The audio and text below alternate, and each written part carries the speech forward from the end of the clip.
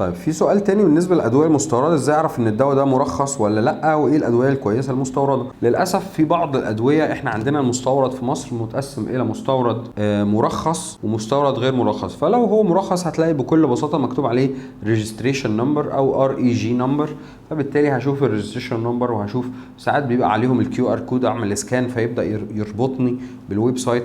فمن امثله الادويه المرخصه زي اللايبو 6، زي الجرين تي، زي الجرين تي تريبل فات بيرنر او جرين تي فات بيرنر، او الكروميوم، او الكارنيتين المستورد. في بعض الادويه المستورده المرخصه في بلدها بس ممكن تكون مش مرخصه في مصر، دي هتلاقي عليها كيو ار كود او ريجستريشن نمبر.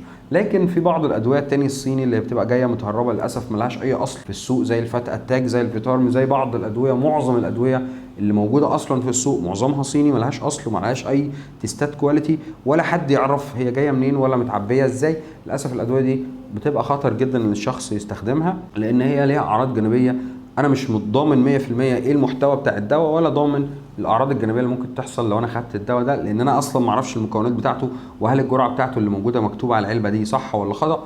ومش مجرد ان احنا كتبنا على الادويه ان ده اعشاب يبقى دي حاجه سيف 100%، لا، ممكن يكون هو اصلا معلوش تيستات كواليتي، فانا مش عارف فيه الاعشاب دي اصلا ولا لا، ولا في حاجه ضايفينها.